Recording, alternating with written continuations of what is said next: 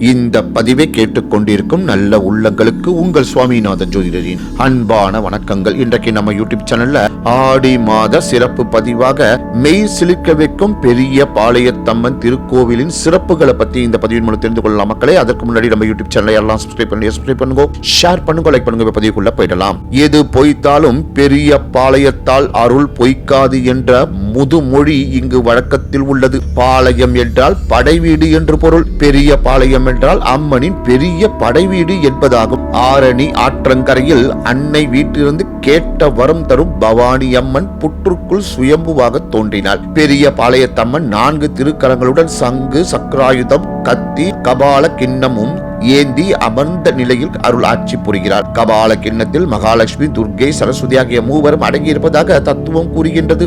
உலக வாழ்க்கைக்கு தேவையான செல்வம், கல்வி, உடல் சக்தி மூன்றையுமே அன்னை வழங்குகிறார். ஆந்திரா வளையல் வியாபாரிகள் வளையல் மூட்டையை தலையில் சுமந்தபடி கால்நடையாக வந்து சென்னையில் விற்பார்கள் வருவார்கள். ஆந்திராவுக்கு திரும்பி கொண்டிருந்த வளையல் வியாபாரி ஒருவர் பெரிய பாளையத்தில் ஒரு வேப்ப மரத்தடியில் அமர்ந்து சற்று நேரம் தூங்கினார். சிறிது நேரம் கழித்து கண் விடுத்தால் அருகில் வைத்திருந்த வளையல் மூட்டை காணாததை அறிந்து தேடினார். அவரது கண்ணில் பெரிய பாம்பு புற்று தென்பட்டது. சந்தேகத்துடன் அந்த புற்றுக்குள் எட்டி பார்த்தார். வளையல் மூட்டை அங்கு கிடந்தது.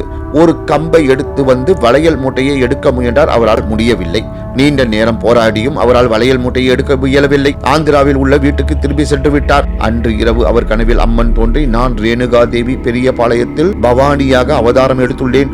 உன் வளையல் மூட்டை விழுந்துள்ள புற்றில் சுயம்புவாக கோவில் கொண்டுள்ளேன். இதை நினைத்து நீ பயப்படாதே. நீ மீண்டும் உடனே அங்கு வா. தினமும் வணங்கி வழிபட ஒரு கோவில் எழுப்பு என்று கூறி உத்தரவிட்டார். காலை கடபாரையை எடுத்து வந்து பாதி புற்றை இடித்த நிலையில் நங் என்று ஒரு சத்தம் கேட்டது. கடப்பாறையில் ரத்தம் காணப்பட்டது. புற்றில் இருந்து ரத்தம் வழிந்தது. அந்த பகுதி முழுவதும் ரத்தம் கசிந்து பூமியே ரத்தத்தால் நனைந்து போனது. புற்றுக்குள் இருந்த சுயம்பின் மேல் பகுதியில் இருந்துதான் ரத்தம் குபு குபு என்று வந்து கொண்டிருந்தது. உடனே வளையல் வியாபாரி தன்னிடம் இருந்த மஞ்சளை எடுத்து ரத்தம் பீரிட்டு வந்த இடத்தில் வைத்து அழுத்த ரத்தம் நின்று போனது. அந்த இடத்தில் சுயம்புவை மூலமாக கொண்டு அம்பிகைக்கு கோவில் கட்டப்பட்டது. கருவறையில் சுயம்பு அம்மன் மீது வெள்ளி கவசம் இடப்பட்டு வணங்கப்பட்டு வருகின்றது. தற்போது அந்த கவசத்தை அகற்றிவிட்டு பார்த்தால் சுயம்பு அம்மன் உச்சியில் கடபாறைப்பட்ட காயத்தின் வடுவை இப்போதும் காணலாம். முதலில் விநாயகரை வணங்கி அடுத்து பின்புறம் உள்ள மாதங்கி அம்மனை வழிபட வேண்டும். பின்னர் பெரிய பாளையத்து அம்மனை வணங்கி வழிபட வேண்டும். சுற்று பிரகாரத்தில் உற்சவர், வள்ளி தேவானை சமேத முருகர், பெருமாள், தாயார்,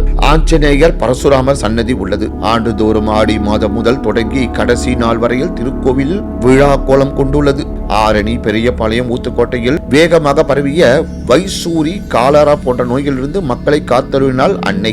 அம்மன் நோய் உள்ளவர்கள் இங்கு வந்து தீர்த்தம் அருந்தி வந்தால் விரைவில் குணமாகும். அம்மனுக்கு பிரியமான வேப்பிலைகளை கொண்டு தயாரிக்கப்பட்ட வேப்பிலை சரத்தை உடம்பில் கட்டிக்கொண்டு ஆலயத்தை சுற்றி வந்து தங்கள் பிரார்த்தனையை நிறைவேற்றுகிறார்கள். காஞ்சி மகா பெரியவா இந்த ஆலயத்துக்கு வந்து தரிசித்துள்ளார்.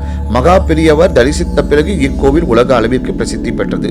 பொங்கல் வைப்பது, மொட்டை அடிப்பது, காது குத்துவது, மடிப்பிச்சை எடுத்து பொங்கல் வைப்பது என்று பக்தர்கள் வேண்டிக் கொள்கின்றனர். பெரிய பாளையம் பவானி அம்மன் பலருக்கு குலதெய்வமாக இருந்து காத்து வருகிறார். சென்னையிலிருந்து சுமார் 45 கிலோமீட்டர் தொலைவில் பெரிய பாளையம் உள்ளது என்று கூறி இந்த சிறப்பான ஆன்மீகத்தை நிறைவு செய்கிறேன். நன்றி, வணக்கம், வாழ்க வளமுடன்.